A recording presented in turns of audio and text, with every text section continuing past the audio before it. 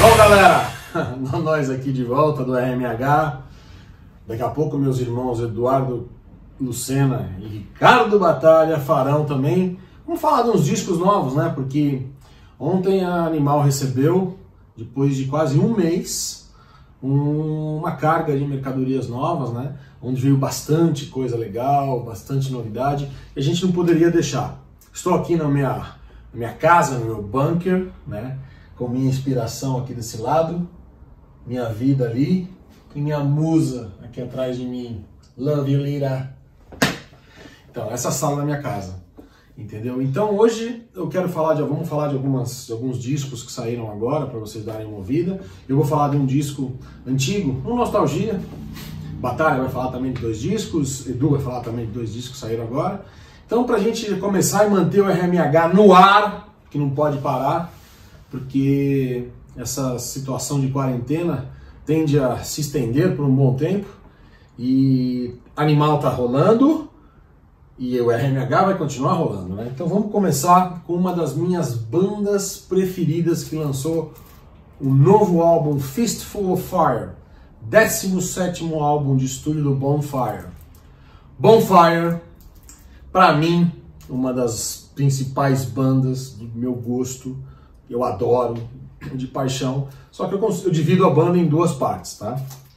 Então eu vou contar um pouquinho do Bonfire para vocês. O Bonfire surgiu em 86 com o nome de Bonfire, porque no final dos anos 70, início dos anos 80, eles tinham um nome chamado Cacumen. Exatamente. Onde Hans Zimmer e Klaus Lessmann, sempre juntos. O primeiro álbum do Bonfire saiu em 86, chamado Don't Touch the Light. Cara, quando eu vi aquilo, primeira vez, Pepe trouxe lá em Santos, escutei Staring Eyes, Don't Touch the Light, uma das baladas mais lindas que tinha, You Make Me Feel. E eu já falei, pô, essa banda é diferente. E ela saía direto na Metal Hammer. E tocou o telefone, mas não tem problema. E pronto, desligou. É assim mesmo, tem que ser assim. Então o que acontece? O grande álbum do Bonfire veio na sequência do Don't Touch the Light, que é o Fireworks. Fireworks é um disco clássico e faz parte tem que fazer parte da discografia de qualquer pessoa que gosta de hard rock. Eu criei um jargão que todo o pessoal do Sweden Rock conhece, e outras pessoas também, dos 4 fantásticos do hard rock, que o Bonfire está entre eles, que para mim são Kill, Icon, Treat e Bonfire. Então, mas por que eu falei para vocês que o Bonfire é uma das bandas que eu mais gosto, mas eu divido o Bonfire em 2 partes. Existe um Bonfire onde tinha o vocalista Klaus Lessmann, e existe um outro Bonfire, que é o atual, com o vocalista Alex Tall, que era daquela banda Roxcalibur. Vocês devem conhecer, que essa banda fez vários discos, inclusive com muito cover, eles fazem uma coisa bem legal, diferente assim. Só que o que acontece? Existia uma briga entre o Klaus Lessmann e o Hans Zimmer, né? Porque eles se afastaram, e eu tive pessoalmente com o Klaus Lessmann, vocês vão ver até a foto, eu com ele, foi um dos grandes momentos, porque esse cara é um dos meus maiores ídolos, e eu conversei com ele, e ele não pode nem ouvir falar do Hans Zimmer. É uma coisa assim que ele chegou a falar pra mim assim, que queria que o Bonfire vendesse muito, porque as músicas eram deles, que ele ganharia mais, né? Então você vê que a coisa já ficou longe. Mas, velho, não existe Bonfire sem Klaus Lessmann. Mas vamos falar sobre o álbum novo e sobre essa fase do Alex Tall. Eles chegaram a regravar os clássicos do Bonfire num álbum chamado Pearls. Teve outros vocalistas que entraram na banda. David Reese, aquele que cantou no Accept, que cantou no Bangalore Shore. Teve aquele vocalista Michael Borman, que ficou algumas semanas na banda, mas não chegou a gravar nada. E o Alex Tall já está há um bom tempo na banda, né? E o que aconteceu com o Bonfire? Paralelamente ao Bonfire, o Hans Zimmer tinha uma banda chamada Easy Living. E ele surgiu nos inícios dos 90, quando ele tinha saído do Bonfire, ele criou o Easy Living. Então hoje o Bonfire soa muito mais um Easy Living com o Alex Tall do que o verdadeiro Bonfire, que é com o Klaus Lessmann. E não existe Bonfire, na minha opinião, sem o Klaus Lessmann. O Klaus Lessmann é a voz do Bonfire. Então hoje você ouve o Phantom 5, que é aquele projeto que a Frontiers lançou há uns 3 anos atrás, o primeiro álbum. onde tá o Michael Voss, o Klaus Lessmann, tá o baixista do Scorpions, aquele Francis Bushels, entre outros, acho que tá o baterista do Fair Warning também. E o Phantom Fire soa muito mais o clássico Bonfire do que o atual. Porque o atual Bonfire, ele soa muito mais easy living, na minha opinião. E acho que vocês vão concordar também com isso. Mas e aí, Carlão? Se o Alex Stone não estivesse na banda e as músicas atuais fossem com o Klaus Lessmann, como seria? Puta merda, não seria Bonfire? Porque elas seguem a linha clássica das músicas do Bonfire, que é aquela pegada que mistura um pouco de Scorpions, que tem um pouca coisa de Accept da época do Russian Roulette, do Eat the Hit, do Metal Heart, sabe? Tem os refrões grudentos, tem os pré-coros, tem aquelas baladas fantásticas como Who's Fooling Who, eu já citei já You Make Me Feel, Rivers of Glory, trocentas outras, sabe? E esse álbum novo do Bonfire segue essa linha. Você vê que, por exemplo, The Joker, a primeira música, puta som. Tem outra que fala Devil Made Me Do It. Meu, se vocês conhecem o Bonfire, imaginar essa música, The Devil Made Me Do It, o nome é bem convidativo, né? The Devil Made Me Do It. Se você colocar a voz, imaginar a voz do Klaus Lessmann nessa música, você vai falar assim, pô, isso é Bonfire. Só que quem ouve isso aqui hoje acha que parece Easy Living. O disco é legal? Muito legal. Eu tenho todos os discos do Bonfire? Tenho todos os discos do Bonfire. É uma das bandas prediletas minha, como eu falei. Mas o que eu acho é que deixou de ser Bonfire. A voz dele era tão assim, impregnativa na música do Bonfire que não dá pra entender. Hoje só o Hans Ziller original na banda, que é o guitarrista, e o Bonfire ser chamado de Bonfire. Mas, meu, eu adoraria ver esse show do Bonfire com esse vocal, porque, obviamente, os clássicos do Bonfire vão estar lá, Ready for Reaction, Champion, LA, Daytona Nights, tantas outras, Down to Atlanta, e mais trocentas outras músicas que me marcaram, Tony's Roulette, sabe, Nevermind, See the Rainbow in the Sky. Então, meu, confira o novo álbum do Bonfire, já está disponível no Animal, versão Digipack, eu já estou com o disco na mão, mas é aquela coisa, vocês vão entender a diferença. É hard rock? É legal? É, mas falta o Klaus Lessmann. Klaus Lessmann, pelo amor de Deus, volte a fazer show. Ele não quis fazer show nem com o Phantom 5. Eu vi 2 vezes na minha vida o Klaus Lessmann ao vivo. Uma foi no festival do Rocklahoma em 2009, onde foi a última edição legal do Rocklahoma, e o Bonfire esteve, e eu vi Bonfire com o Klaus Lessmann, até me arrepia. E a outra vez eu vi um Phantom 5 acústico no Festival da Frontiers, onde ambos tocaram várias músicas do Bonfire, inclusive Who's Fooling Who. Puta cara, gente fina, e foi um grande prazer ter conhecido ele, sou muito fã dele. Então confiram o 17º álbum de estúdio do Bonfire, banda alemã, chamado Fistful of Fire. Beleza? Agora uma sessão nostalgia. Nostalgia quer dizer disco antigo com fã novo. Essa joia aqui, meu filho, Rafa. E o que eu posso dizer, né, Rafa? Você é um peixe fora d'água nesse meio, né? Porque dificilmente hoje, para vocês todos que sabem, você encontrar um moleque de 22 anos que ouve bandas dos anos 80, que tem como banda número 1 Iron Maiden, que já viu quantos shows? Um monte, né, filho? Não dá pra contar. Primeiramente, tudo bom entre vocês da RMH? Tudo bem? É uma honra estar aqui. Obrigado pelo convite do meu velho. E deixar bem claro, eu conheço apenas 10% do que ele sabe. Mas tá bom, né? Tá bom, né? Tá ótimo. Mas ainda bem que eu doutrinei, dei educação, né? Porque hoje você pega o pessoal com 22 anos, vocês sabem o que eles escutam, né? Mas o Rafa não. O Rafa é como eu falei, um peixe fora d'água. Fora da curva, né? Ou é um diamante no meio de um monte de milho, né? Então, mas graças, obviamente, a minha influência toda. E o Rafa, ele por exemplo, é legal ele fazer esse programa comigo agora do Nostalgia, porque ele gosta muito das bandas suecas de hard rock, né? Sim, Castidade, Hit, uma coisa, Eclipse, dá empolgação. Pra mim, tá surgindo assim, que você fica com mais vontade de escutar. Comparado coisas antigas, você fala assim, pô, logo em seguida o que vem pra mim são logo essas bandas que... Acho que a primeira vez que você foi no show do Crash Diet foi você tinha 12 anos. Acho que 12, 11 anos. Já né? não lembro direito. Eu lembro, foi no Inferno, eu levei o Rafa cantou Chemical inteira, lembra? Decorava, ficava cantando no carro, né, pequeno. Então, e o Rafa sempre gostou de AC/DC, Kiss. Quais são suas 3 bandas prediletas hoje? Clássicas, né? Clássica? Clássicas, Paulo Américo, Beabá. Paulo Américo, tá. Eu acho que Iron Maiden, AC/DC, eu vou colocar o Kiss também, Kiss. mas eu vou falar pra mim, do Kiss. O Kiss, eu adoro o Kiss, mas aquela parte sem a máscara, aquele show que você viu lá. Ah, os anos 80, agora ele me quebrou, porque eu tô lembrando. É a melhor parte do Kiss. O Kiss ficar tocando só o beabá, pra mim já é uma coisa que é complicado. Eu gosto das coisas tudo lá do B, C. É isso, Pode falar pegou mesmo o vírus, né? O que acontece do Kiss, eu concordo com o Rafa, mas o que acontece? Nós já falamos isso uma vez aqui no programa, que o Tommy Thayer disse que quando vai fazer show grande, ele precisa tocar os clássicos. E que no Kiss Cruise é o lugar onde eles abrem várias exceções e põem o Bruce Kulick lá, que mantém essas músicas, né, filho? Essas músicas vivas, né?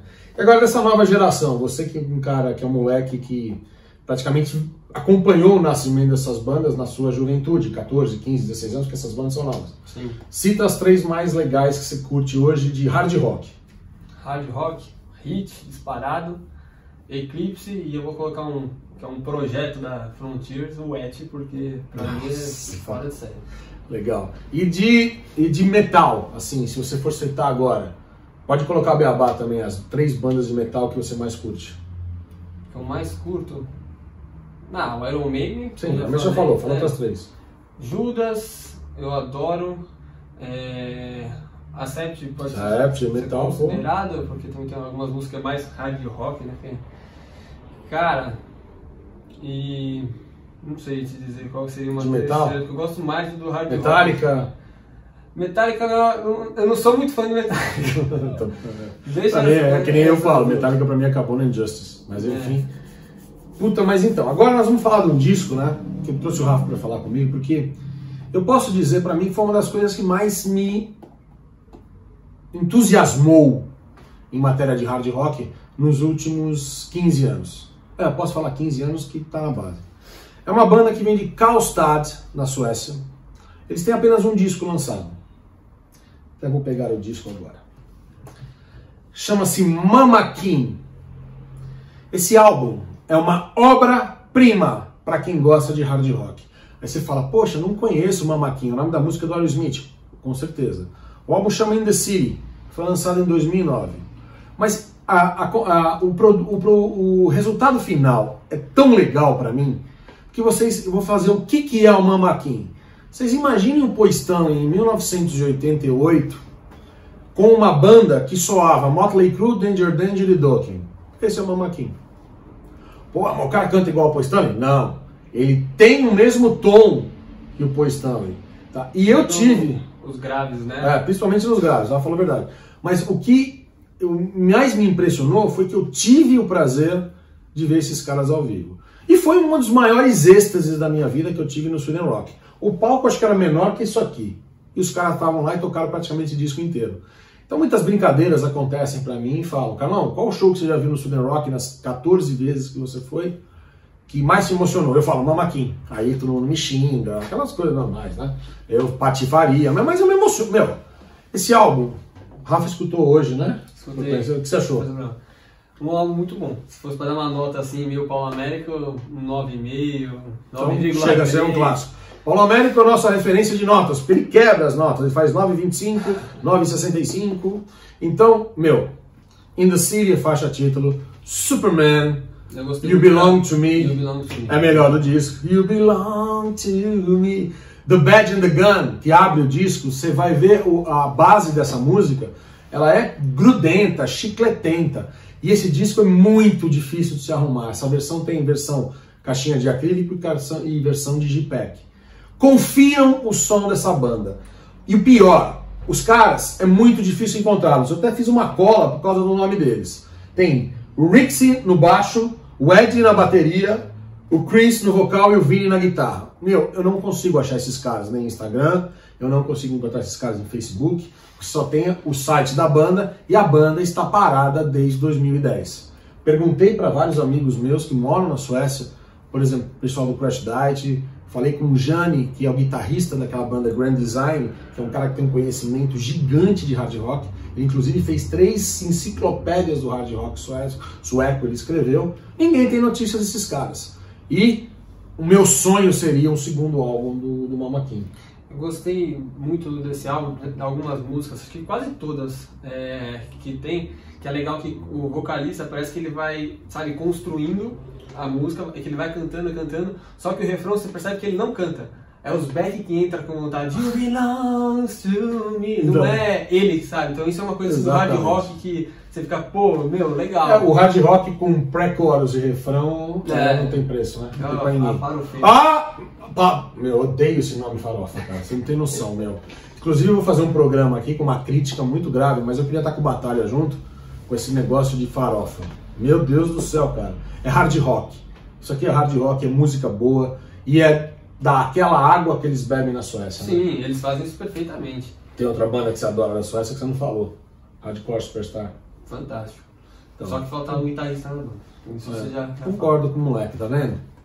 É verdade. O Hardcore Superstar, na minha opinião, se tivesse mais um guitarrista ao vivo, o som ia ser bem legal. Ficar mais pesado, não? Então.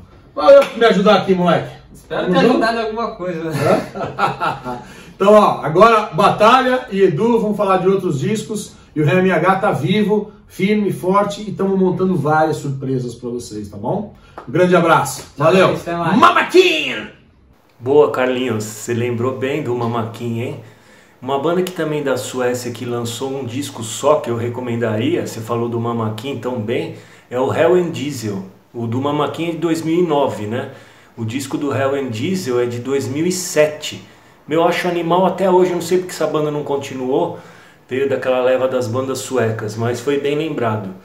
A gente aqui tá fazendo nosso isolamento social, na quarentena, todo mundo, né? Então a gente tá separado, só que eu vou falar de 2 grandes lançamentos desse ano, pode estar em lista dos melhores até o fim do ano, a gente não para de receber lançamento. O primeiro é o F8, um novo do Five Finger Death Punch, que ele é sucessor do Injustice for None, que saiu em 2018. A primeira música que eu preciso destacar é a Full Circle. Ela, na verdade, é o segundo single desse álbum. E, meu, as guitarras do Jason Hook e do Zoltan Bathory, meu, estão muito bem timbradas. Lembra aquele estilo um pouco da Trouble, né, do disco anterior? Só que, meu, eles colocaram aquela timbragem mais próxima do Djent, né? Então ficou bem legal essa música Full Circle, ela é, meu, poderosa, pode escutar que é animal. O primeiro single já chama Inside Out. Nesse caso, o Ivan Moody, que é o vocalista, ele retrata os problemas que ele passou com drogas, né? Mais ou menos aquele esquema que o Scott Stapp revelou no Space Between the Shadows, que é o mais recente álbum dele. Ele descreve essa música Inside Out como se fosse uma redenção para a carreira. Pode até ter a ver com o título F8, que é destino em português, né? Mas o Ivan Moody, ele tá muito bem no vocal nesse álbum, não só nessa música Inside Out, né? Ele também tem uma música que é mais melódica, que chama Living the Dream, tem partes melódicas. Ele varia bem aquela parte mais vocal rasgadão, mais próximo do thrash, e partes melódicas. E tem até uma pop que chama Little Bit Off, que também dá para perceber bem o que o Ivan Moody faz de variação de linha vocal. Outra faixa que eu destacaria é Bottom of the Top, é muito boa também. E assim, esse álbum ele tem tudo para contentar os fãs do Five Finger Death Punch, que é uma banda que já vem desde 2005, né? Então já não é banda tão nova assim. Tá completando 15 anos de carreira, já veio ao Brasil, eu lembro que tocou no Maximus Festival, mandaram muito bem ao vivo, E quem vai falar mais um pouquinho sobre o Five Finger Death Punch é um amigo meu, apresentador do Stay Heavy, aquele programa de TV que marcou a época aqui no Brasil, que todo mundo conhece. Vai lá, Vi. Salve, salve, galera! Aqui é o Vinícius Neves, apresentador do Stay Heavy, colaborador da Road Crew e vocalista do About Crash. Eu estou aqui a convite do meu grande amigo de longa data, Ricardo Batalha, e ele me pediu para falar um pouquinho do último lançamento do Five Finger Death Punch, o 8º disco da carreira dos caras, o F8, ou F8 como você preferir. Essa banda americana que surgiu em 2005, lá em Las Vegas, na terra dos jogos, e que, cara, tá estouradaça no mundo inteiro. Os caras que tocam aí nos grandes festivais, às vezes como co-headliner, às vezes como headliner, os caras ficaram muito grandes e atualmente é uma banda que é um dos grandes expoentes do heavy metal. Eu não sei nem como classificá-los na realidade, às vezes eu penso que eles são new metal, metalcore, enfim. Eu vou classificar como uma banda foda mesmo, bandaça, que eu curto desde o início de carreira. Eu sempre, lá em meados de 2005, eu sempre levo as bandas novas na época para Road Crew e tal. Isso vai desde Kills It Engage, Shadows Fall, passando por In Flames, Soilwork na época, mais antigo ainda, inclusive. Mas o Five Finger sempre foi uma banda que eu sempre mostrei pra galera na época, né, onde, se for ver, 2005 foi quando surgiu o YouTube. Então era uma época meio pré-YouTube, né? Então onde não se tinha tanta informação como se tem hoje, as plataformas de música digitais também não eram tão difundidas, então era mais no boca a boca, e essas bandas novas a gente ouvia quando comprava o CD, escutava, enfim, fazia comentários, e sempre foi uma banda que me agradou desde o início, e agora eu acho que eles chegaram num patamar de produção, execução fantástica. Eu acho que essa popularidade deles se dá pelo fato das letras serem bem próximas das pessoas. Eles falam sempre de assuntos muito sociais, enfim, de dilemas e de coisas que a gente vive no dia a dia. Então eu acho que as pessoas se identificam muito com isso e fizeram com que a banda ficasse muito grande. Até eles se viram envoltos em uma polêmica aí nos últimos anos, quando o Megadeth abriu uma série de shows para eles e muita gente se questionou, principalmente o pessoal das antigas, do tipo, como uma banda como o Megadeth pode abrir com uma banda mais nova, né, na realidade. E o Megadeth, em declarações, não se mostrou em nenhum momento incomodado com isso, ao contrário, eles acreditam que bandas como o Five Finger Death Punch são a nova geração mesmo do metal, e enfim, e se eles se comunicam melhor com a molecada mais nova, realmente eles têm que terem mais exposição. Então, eu sou da mesma opinião, não vou ficar aqui fazendo resenha de disco. Na realidade, o disco é muito legal. Na primeira vez que eu ouvi, eu fiquei meio tentando digerir ele, comparando eles com os discos antigos, mas depois vendo, ouvindo melhor, eu entendi que, puta, realmente é um disco fantástico, que vale a pena ouvir, é uma produção matadora, como sempre, a masterização do disco perfeita. Eu posso até, inclusive, dizer que ela é uma banda que inspira muito o About Crash, que inclusive acabou de lançar um novo single aí, escutem também, e vai lançar o disco no final do ano, e a gente gosta muito desse estilo de som, que é um metal, poderia dizer um metal moderno 2.0 aí, que vem surgindo, cheio de sampler, cheio de efeito, mas ao mesmo tempo com muita técnica, os músicos são excelentes, o vocalista é um monstro, enfim. Se você não conhece, dê uma chance, se você conhece, cara, põe no talo, porque é porrada na orelha. Então é isso, escutem, novo disco do Five Finger Death Punch, bandaça, e obrigado, Batalha, aí pelo convite, estou sempre à disposição sua e de todos os headbangers aí para falar de heavy metal, que é a nossa vida. Um grande abraço para vocês e stay heavy. Valeu, Vinícius Neves, stay heavy. Agora, dando sequência aos lançamentos, um que vai estar na lista de muita gente dos melhores de 2020 é o novo do Testament, que chega ao 13º álbum. É o sucessor do Brotherhood of the Snake, é o Titans of Creation, que além de ter sido produzido pelo Juan Ortega, o Chuck Billy e o Eric Peterson trabalharam também na coprodução. E o Eric Peterson, nesse disco, ele é uma peça fundamental, porque além dele incorporar alguns riffs de death e black metal, ele gravou também os vocais em algumas faixas. Então ele é um dos destaques, e é um dos destaques de uma banda que é um dream team do thrash metal, porque Chuck Billy, Steve DiGiorgio, Gene Hoglan e o Alex Skolnick, que acho que é o guitarrista mais técnico do thrash metal, não é coisa fácil assim, né? Então a banda tá numa forma assim absurda. Eu acho até que é uma evolução em relação ao álbum anterior, que foi lançado em 2016, que também já tinha chamado muita atenção. Mas esse disco ele tem várias faixas de destaque, assim, não tem uma música que você vai estranhar ou pular. Tem aquela Ishtar's Gate, City of Angels, The Healers, que tem muito a mão aí do Eric Peterson. Tem Curse of Osiris, eu estou lendo aqui umas que eu destaquei, uma que eu adorei também, Dream Deceiver. Essa daí você vai colocar no repeat com certeza. E o Testament é uma banda que eu acompanho desde o começo, desde aquela fase do Legacy, quando a banda chamava Legacy, e o vocal era o Steve Zetro Souza, que depois foi para o Êxodo, substituindo o Paul Baloff, né? E aí eu lembro que assisti o show do Testament no Projeto SP, 1989, teve a abertura do MX e do Overdose. Aí eu lembro, aquele show foi animal, era a formação anterior da banda, né? A segunda formação. Eles estavam para lançar o Practice What You Preach na época. Então, assim, não tem um álbum do Exodus, do Testament, que fica nessa... eu não sou tão fã do Souls of Black, não sou tão fã, mas em compensação tem gente que fala que não gosta tanto do Demonic, que eu adoro, quando o Chuck Billy estava fazendo o vocal mais guturalzão, mais próximo do death metal. Mas esse álbum do Testament, o novo, 13º, quem diria? Ele está indicado e com certeza você vai colocar na lista dos melhores do ano, e tomara que saia mais lançamentos de thrash metal para a gente escutar esse ano, que está um pouco difícil com relação a shows. A gente tinha visto ano passado o Chuck Billy em ação aqui no Brasil no Rock in Rio, quando ele participou daquele encontro que o palco Sunset do Rock in Rio faz, e foi junto com o Claustrofobia e o Torture Squad, que ele cantou 3 músicas, 3 clássicos do Testament.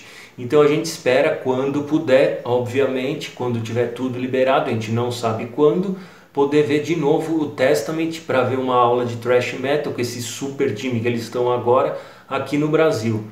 Então é isso, valeu, vamos manter sério aqui a quarentena. E vamos ver outros lançamentos agora com o Edu Lucena. Valeu! Olá, amigos do RMH, tudo bem? Estamos iniciando o 3º bloco dos lançamentos desse novo episódio. O Carlão já apresentou os seus preferidos desse episódio. O Batalha com som pesadíssimo, né? Testament, falando super bem, como sempre, né? É o rei do metal, é o maior conhecedor, na minha opinião, de metal no Brasil, não tem pra ninguém, né? E estou aqui humildemente para apresentar para vocês dois lançamentos de 2 bandas que eu acho bem interessantes, um som um pouco mais tranquilo, né? Bem na linha do hard rock, né? Uma banda europeia e uma banda americana, as duas com a sua importância no cenário musical, né? A primeira é o Gotthard, que acaba de lançar o 13, seu 13º álbum, né? E que sucede o Silver de 2017, que na minha opinião é um álbum bem mediano para baixo, muito bem tocado, como sempre, mas sem inspiração, né? Aquele álbum que não te causa muita emoção, legal de se ter, né? Para quem é muito fã, mas não é aquele álbum que marca, né? Que você escuta e marca o seu ouvido, você fica assim alucinado de ouvir de novo. 13 é um álbum muito bem gravado, né? Com riffs de hard rock anos 80, se você gosta de hard rock anos 80, né? É cheio de riffs, né? Timbragem maravilhosa, um disco gordo, com um som gordo, efetivamente. Ainda longe dos melhores discos da banda, né? É um disco ainda um pouco melhor que Silver, mas efetivamente longe daquilo que eles já fizeram aí, né? Já no passado, principalmente com o Steve Lee, né? Inclusive Firebirth, de 2012, que marca a estreia do Eric Burdon, que eu acho que é um disco muito bom. De lá pra cá eu não vejo que eles tenham feito alguma coisa que marcasse, assim, que você fale, nossa, é um baita álbum. 13 é um álbum bem interessante, sim, tá? Gostoso de se ouvir, né? Com muita pegada, né? Apesar de pouca inspiração, bem tocado, efetivamente bem tocado, né? Ainda acho que os pontos altos do álbum são as baladas, apesar de eu não gostar particularmente de excesso de baladas no álbum, mas eles mandam muito bem nas baladas dos álbuns, entendeu? E acho que é um disco que pode significar um começo de uma retomada da carreira deles, apesar que os shows deles são fantásticos, tá? Mesmo com discos medianos ao longo aí dos últimos anos, né? Quem tem a oportunidade de ver o Gotthard, como eu vi na Europa uns 2 anos atrás, é um show impecável, né? Com uma pegada do início ao fim, interessantíssimo, tá? Mas nos álbuns ainda tem faltado transpiração, né? Inspiração e transpiração, né? Muitos, os saudosistas falam porque o Stevie Lee, realmente o Stevie Lee era fantástico, né? Talvez eles nunca retomem aquele ponto que a banda teve, aquela magia, mas é uma banda que está na estrada, né? Uma banda suíça de Lugano, né? Que está desde 89 aí, participando de festivais, de shows, né? E esse álbum eu destaco 4 músicas, né? Que é Every Time I Die, que é a segunda música do disco, tá? Que eu achei bem interessante. Mysteria, que é a terceira, que ela é um pouco diferente do que efetivamente o Gotthard faz, né? Ela mistura umas percussões, né? Remete um pouco a um som mais... um som um pouco árabe, né? Com influência árabe no começo dos violões. Bem interessante, né? I Can't Say I'm Sorry é bem legal. Eu acho que é uma música talvez a melhor do disco, né? E eles fazem um cover do ABBA, do grupo sueco ABBA, que é SOS, que é bem legal mesmo, né? É um álbum para fã de Gotthard, é interessante de se ouvir, é um bom passatempo, apesar de não ser aquele álbum marcante, tá? Efetivamente marcante, mas eu acho que é um álbum que justifica aí, né? Pelo menos é um passo adiante a Silver, que eu achei nada interessante. Eles marcam uma nova fase, né? Talvez uma nova fase da carreira. Vocês vão perceber que tem experimentações interessantes, né? Timbragens diferentes, o som de bateria é um som bem gordo, bumbo, né? E para quem gosta de hard rock anos 80, é um prato cheio, né? Você não vai sentir falta de riff, de refrão chiclete, pegajoso.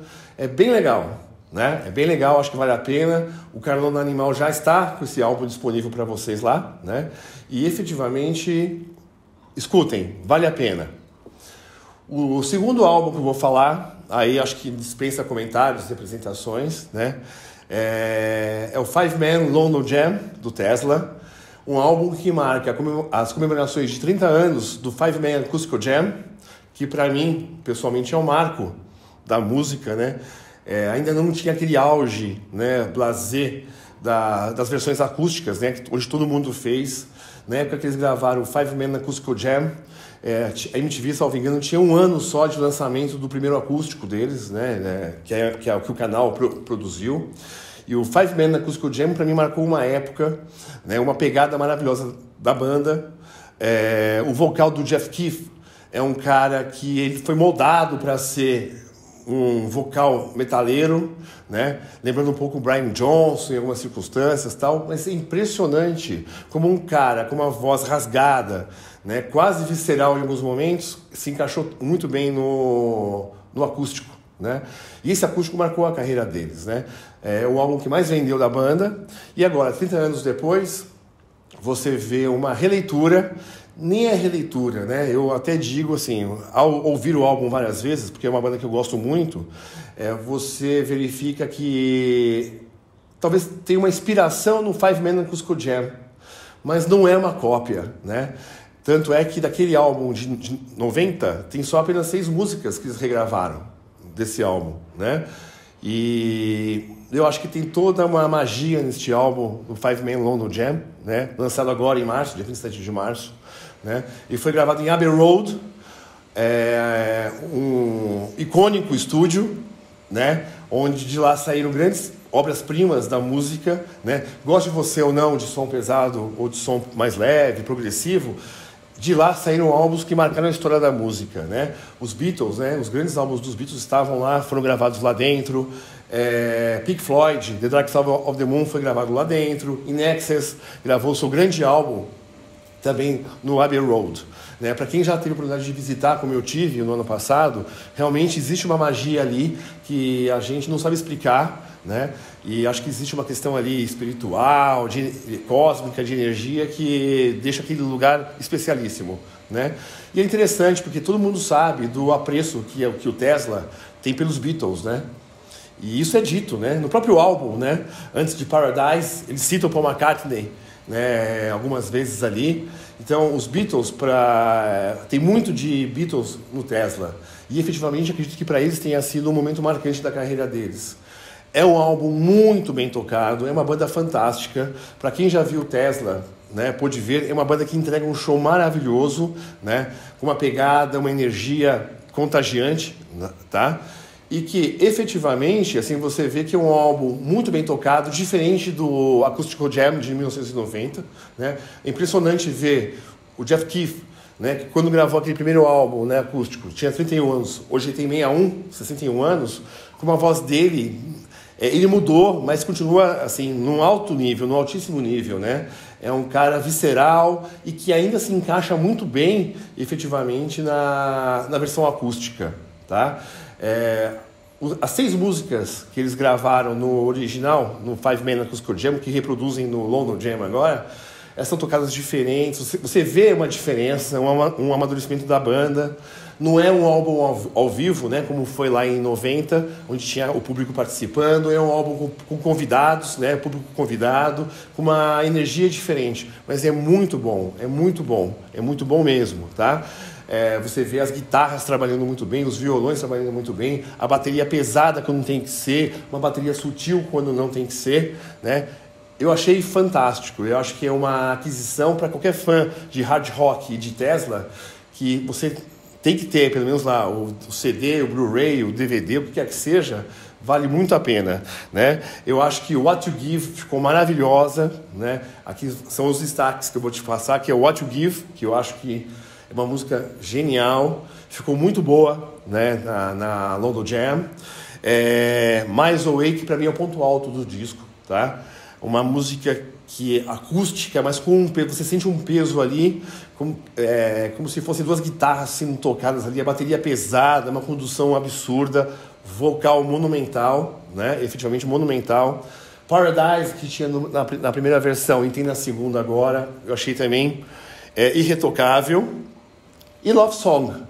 Love Song, que é um clássico da banda e que tocaram também no primeiro, com uma baita energia no final, né? E aqui também igual, falta um pouco da energia daquele álbum ao vivo lá de trás, porque era feito numa outra circunstância, no meio da turnê com o Motley Crue, né? Tinha uma outra energia, a banda super jovem ainda, muito intuitiva, e hoje eles são maduros, né?